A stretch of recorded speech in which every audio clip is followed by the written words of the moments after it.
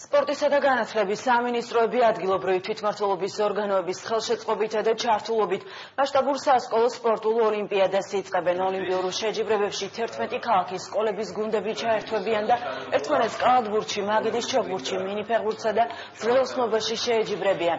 შეჯიბრებები გაიმართება მხიარულ სტარტებშიც. ოლიმპიადა 15 მარტს მცხეთაში საზეიმოდ გაიხსნება, ხოლო ფინალური თამაშები დაგეგმილია ანაკლის მომავლის ბანაკში.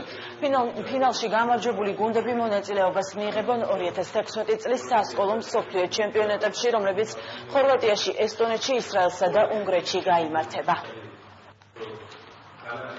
მასაც უპრეცედენტოა ეს მასშტაბურობით, იმიტომ რომ ჩვენი სურვილია, რომ უკლებრივ ყველა სკოლაში შევიდეს სპორტული აქტივობა, ჯანსაღი ცხოვრების წესი ცხოვრება და ჩვენ გამოკვლევები ჩავატარეთ, სადაც თვალნათლივ გამოჩნდა ყველა რეგიონში მოსწავლეებში, მოსწავლე ახალგაზრდებში ჩვენ სპორტული აქტივობების ნაკლებობა. ეს არ არის ერთჯერადი ინტერვენცია, პროგრამა არის გრძელვადიანი, ვიწყებთ საპილოტო რეჟიმში და მოვიცავთ ყველა სკოლას.